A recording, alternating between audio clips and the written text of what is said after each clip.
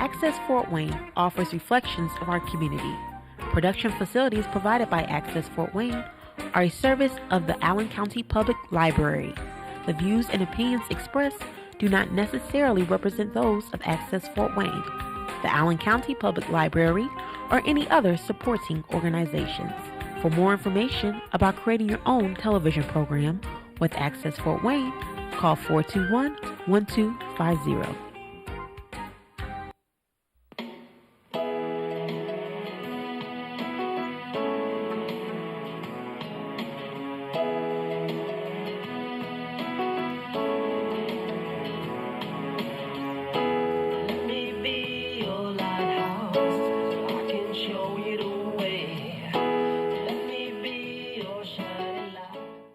Hey, hello there. We have another show to do.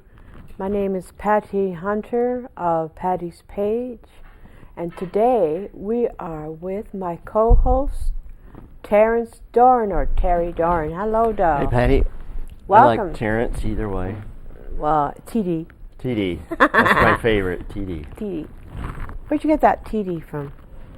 My students used to be a teacher at Granville Wells High School, and my teachers couldn't be so informal as to call me by my first name. I really didn't like Mr. I mean, sometimes they called me Mr. Doran, but generally it was TD, especially out of class. They'd see me TD, so I like TD. I'm PH and you're PD. That's right. TD. TD. Anyways, we are going to be talking about Indian Village, Sure. the community. Indian Village, the community, the housing addition. I grew up, well, not exactly grew up. We moved there when I was 14. But you are from Fort So, yeah, I'm from Fort Wayne, and my three brothers all Were there? lived in Indian Village, and my mother died there, and she took her life, I mean, to be frank about it. And so Indian Village, for me, has many mixed memories. I have good memories, friends, fun, but bad memory, obviously, of my mother, and she was deranged, and she abused my brothers and me, and but at the same time, to be fair, she was a wonderful mother when I was growing up, so something happened to her. And it's very sad, obviously, when anybody takes their life. There's a terrible sadness to it, and especially if it's a family member, especially your mother. But we lived in Manitou, in Indian Village. Is that a road or boulevard? Or? Manitou Boulevard, yeah.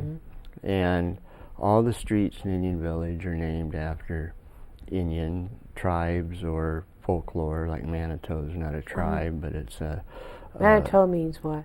Pardon? What does Manitou mean? Well, as near as I can explain it, it has a dual meaning of Like devil and saint. That might not be exactly accurate, but there's a big lake in Rochester called Lake Manitou, and Indian lore, it basically had a good and bad, evil, good side and bad kind side of to it. connotation to it. And certainly for us, and we knew nothing about that name when we moved there. Why was it named Indian Village? Indian Village was named by a African-American gentleman here in Fort Wayne, and I knew his name, but I forget right at the moment.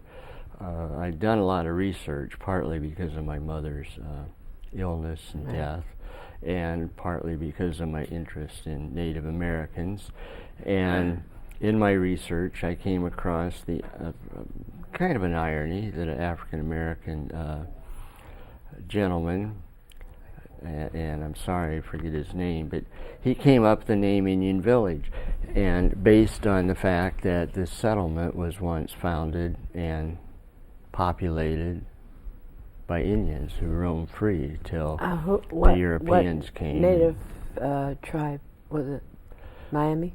Well, Miami was, I think, the dominant tribe in this area. There are a lot of other tribes as well. The names in Indian Village, Manitou, Kikianga School is on Ingle Road, right next to Indian Village. There's an Indian Village Elementary School, a Hiawatha Boulevard where your guest Hope Arthur lived when she was growing up in Indian Village. So all the streets are named after Indians.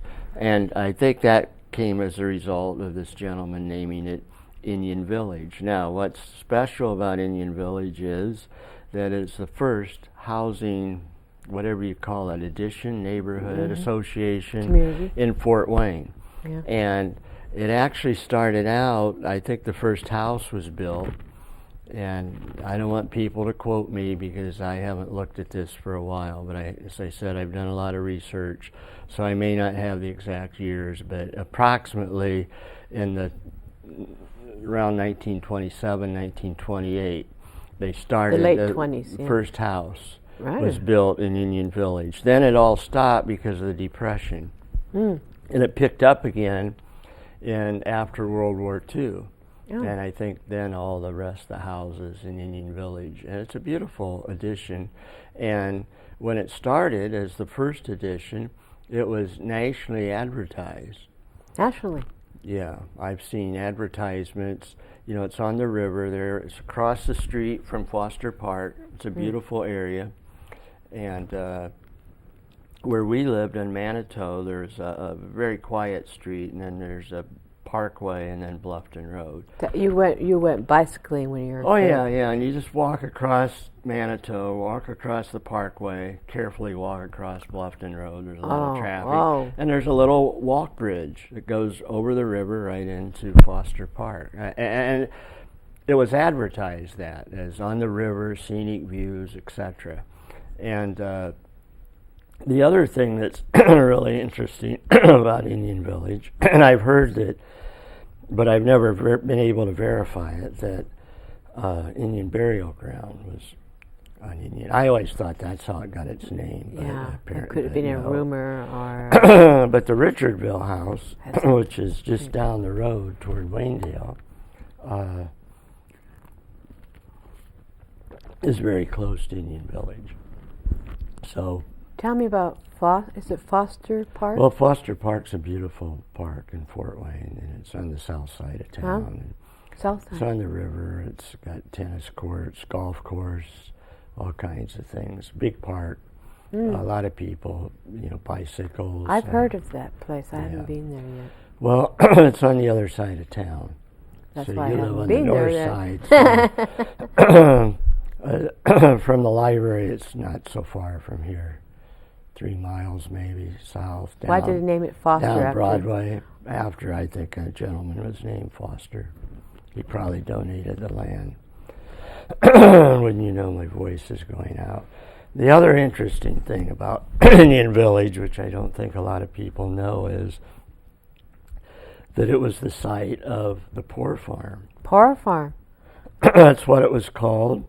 The Poor Farm was... in several locations. It was right smack where Indian Village is now. Oh. Well, when was that built? And then it also had buildings across Bluffton Road, would be down the road where Hall's is now, the restaurant. Oh, yeah. And across the street, there's still a big open green area, and there were buildings there as well for the Poor Farm. And Poor Farm, as the name implies, people who were having difficulty with making it. Was it a residential area? People lived there. There's a giant farm area where Indian Village is now. People farmed. Back then, this changed, but back then the prevailing notion of helping people was for them to help themselves. Do you think there should be another poor?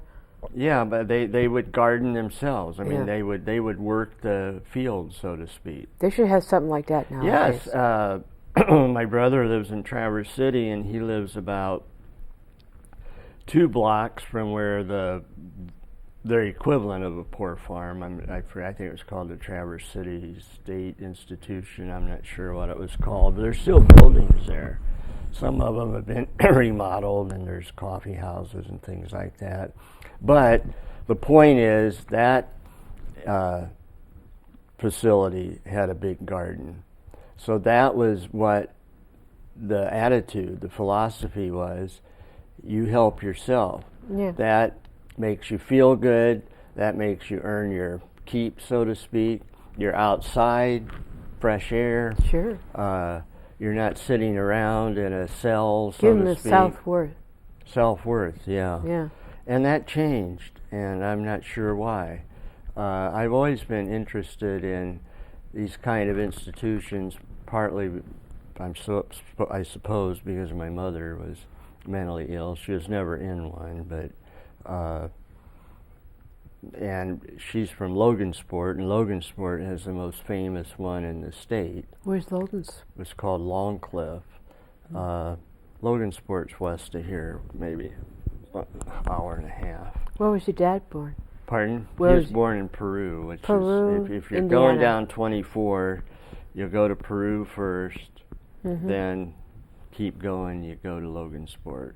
And that institution was on a hill, and it just, haunted my imagination. When I was a little boy, I'd go to Logansport a lot. I call it my magic kingdom, because my aunt and uncle were just so lovely, and my grandma and grandpa lived in Peru, and they were lovely.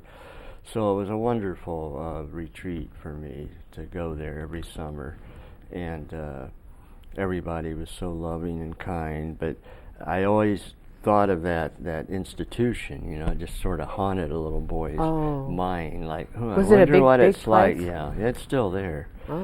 I think it's changed its name. But I was excited when I found out. I did not know there was a poor farm in Indian Village when we were living there. We lived there quite a while. Even after my mother died, we continued to live there. And I had got out of college, but I went back and lived at home. And my dad still lived there, and he lived there until he remarried, I think, in the mid-'70s. So I did not know there was a poor farm. I did not know there was a pond on Hiawatha Boulevard. You didn't? No. All those years? Well, it wasn't there when we moved there. This is another story about Indian Village that it was before we moved there, but there's a little boy, an infant, I think, or maybe 1 year old. I don't know, anyway, a young boy, very young boy. And his parents dropped him off at his grandparents' house in Indian Village. Right. For the day, for them to enjoy their grandson and him to enjoy them. And he got out of the house somehow. And there, of course, there was panic when they discovered he was missing. And the entire neighborhood immediately joined in a search. Yeah. And a horrible ending. The grandmother found the boy in the pond. He drowned. He'd stumbled in there somehow. How old was he? 1 year old, you said? Yeah. Oh, I'm not sure of the exact age, but very young. Very young. He must have been able to walk, or I don't know, even crawl. But anyway, and then the city closed that pond over after that because of the tragedy. So it wasn't there when we moved. But the reason it had meaning to me is that my mother's suicide, I believe that house was haunted. I had incredible the house that you were experience. Living in. Yeah. For example, we would hear noises. We'd be in the basement. You'd hear the front door open and shut, and footsteps. Nobody was in there, and just pool balls would just roll off the table. Hello. Yeah, hello. It was strange. And this was after my mother died, so I don't know. If you believe in ghosts, you could say she was haunting the place. I do believe in ghosts. And one night I was in there briefly, and I'll just condense this story.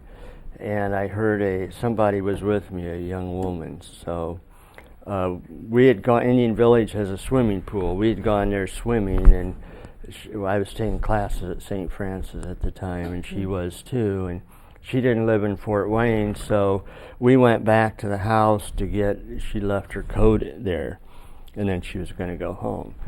So we went. It's fine. we went in there just briefly, opened the door. I'd heard all this stuff, and nobody was there but me. My dad and brothers were at the lake on a vacation, and Jan had brought sorry, no, it is a problem. I knocked the thing off. Leave it to me, huh? I'll just hold it. Is that all right? Yeah. So anyway, I was the only one there, and I wasn't about to spend the night there. We just went in to get her coat, right. And she went in the bedroom where my mother died. That she'd left her coat in there, and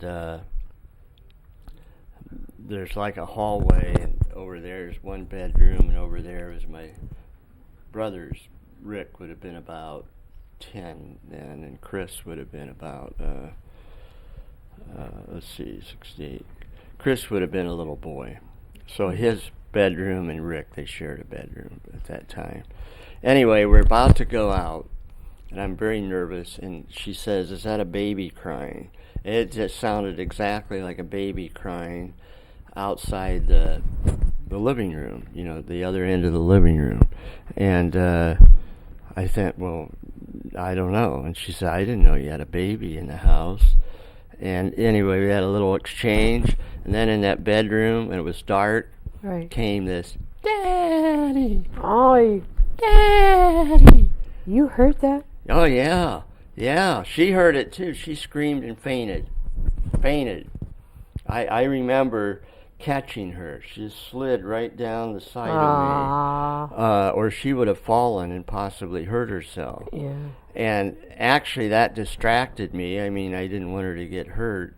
I don't know what I would have done. Anyway, just get me out of here. We got out of there. So ever since then, I've been interested in Indian Village, what's going on in there. Then I research and find out about this little boy. This pond, you could practically see it from our back window. Actually, if you were in our backyard, you would have been able to see it. Again, it wasn't there when we were there, by the time we had moved in. But it was... oh, yes. Oh, good. Thank you. We're... Okay. Thank you. But I knocked that off. My fault. Oh, it's all right. Anyway, so I kind of associate that tragedy, the little boy drowning, with this daddy, daddy, because it sounded like the last gasp of a drowning boy? Child? Yeah. Yeah. So then you put the Port Farm, which was there till about the mid-20s, I think from the turn of the century. Again, I haven't looked at this research for a while, so this is all approximate, but it obviously had been knocked down when they put the first house up, as I said, in the late 20s for Indian Village, and then the Depression hit. So the Port Farm had this big garden, farm, field, people farmed it, themselves. People lived there. My understanding is the Port Farm was for poor people, but also for mentally ill people. There was an insane asylum on the Port Farm. And of course that gives me chills, because I'm thinking, uh-oh, my mother lived there. She was... How long was she there?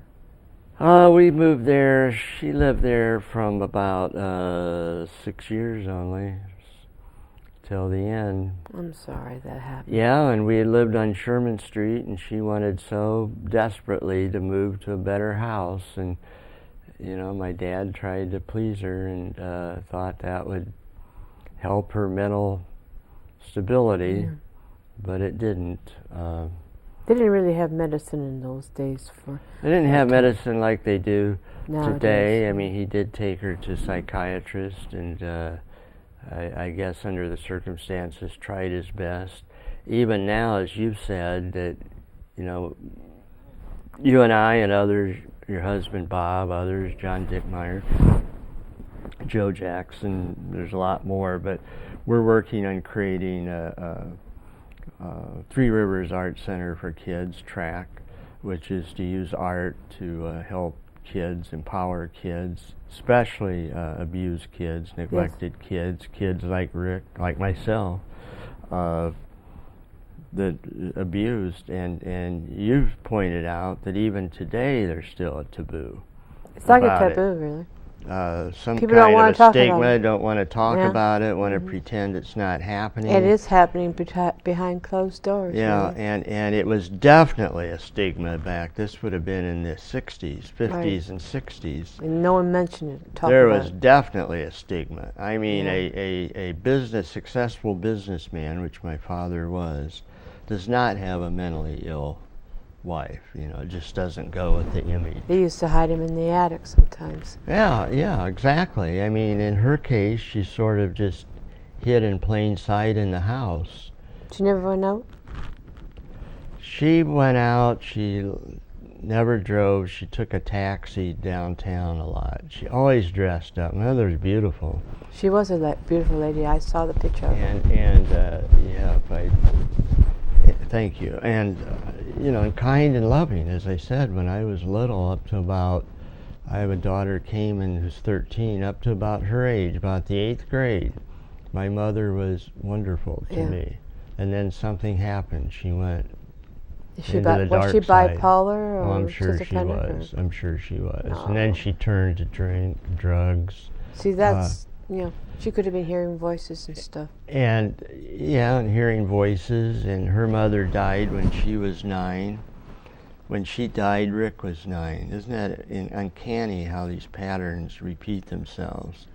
And her mother was young, only like 27, 28, and she died of an illness. And my mother, you know, that was definitely the deciding point Catalyst. in her life. And then she was raised by an old maid, and that's what they called them at that time, aunt. But a lovely, she's the one I would go visit in Logansport. That's a picture that Marguerite, you showed me, Mark. one with the roses. Yeah, with the roses. Yeah. It's a saint. Her husband's saint. They're like Mr. and Mrs. Santa Claus. You play Santa, Mrs. Claus. I mean, they were real life. They were just, it was like, well, I call it the Magic Kingdom. And unfortunately, my mother just kept going deeper into the dark side as I got older. See, up to about 12 or 13, I'd say I had a lovely childhood. Yeah. Going to Logansport, Peru. Mother was kind to me. And so it was, for me, the change was just, I've never gotten over it. To be loving, and all of a sudden, almost like literally all of a sudden. How old was she? I'm sure it was gradual, but she was only 41 when she died. No, but how old was she when she started to become mentally ill? About 35, 36. See, she was starting to show it when we moved to Indian Village. I mean, because mental illness does happen late in life, in the mid. Yeah. So and she had 4 boys, and she always wanted a girl. And she was obsessed with a girl, and she hated us because we were boys. This is a short version of it, but I mean, hate is not, I'm not using it lightly. Venom. She spit venom. Yeah, when you're mentally ill. Yeah, but you know, when you're a child, you don't understand mental illness. You just know your mother's screaming at you. And what did I do? What have I done wrong? I must be You must have gone through hell. I must be doing something wrong. My mother's calling me names, screaming at me, wishing I was dead, you know, wishing I'd never been born, wanting to take me down and trade me for a girl at the adoption agency. All that stuff. Well, I'm glad you are the way you are right now. Well, thank you. Thank you. Turned out real nice. And thank you.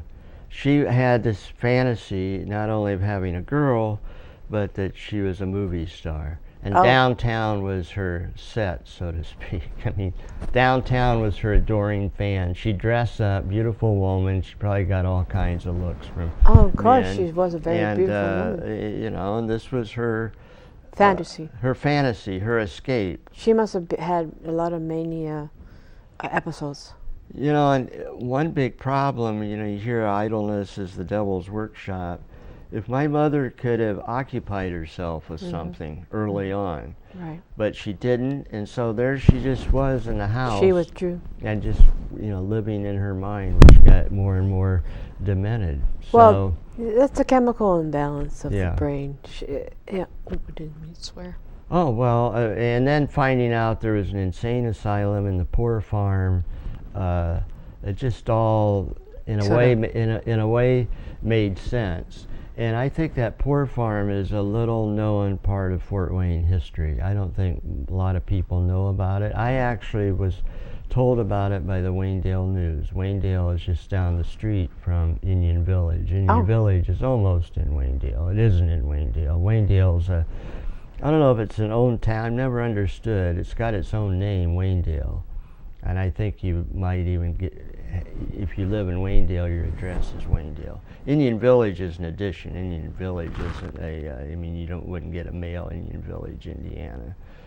It's just part of Fort Wayne. But it's part of Fort Wayne, yeah. And I think when it was founded, it was probably in the suburbs. It's still sort of suburbia, you know. Is your house still standing? Oh, yeah.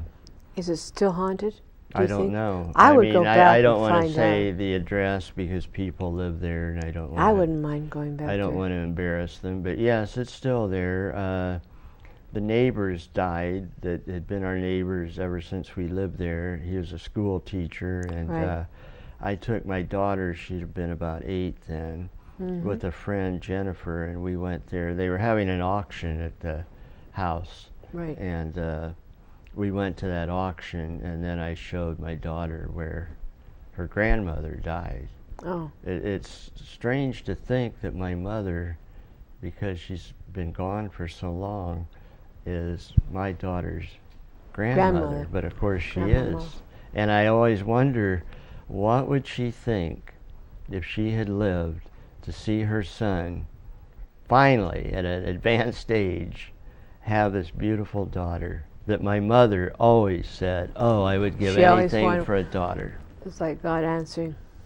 And who knows? Yeah. And who knows what would have happened if one of us had actually been a female. Would she have been better? Would she have been worse? That female would have been under so much pressure. A lot of stress. Oh my gosh, she'd had to live up to some image my mother had of femininity, and if she didn't live up to it. Her life through any of your boys? Pardon? Did she live her life through you? No.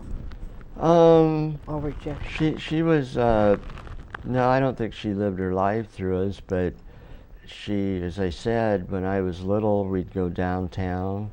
I've always associated downtown in that era with the streetcars, Wolf and Dessars, the Wayne Theater that we were talking about yesterday. She took me there to cowboy movies. I've always associated that with just love.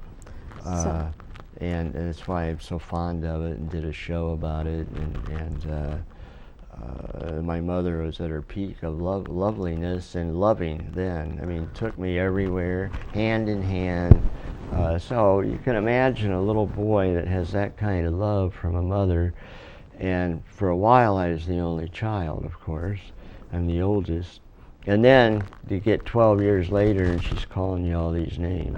Well, you know, we can talk about it on another show. We'll try to come back we're out of time already? Yes. This is Patty Hunter. Thank you, Terry Doran, for coming on my show, and have a great week, and see you next time.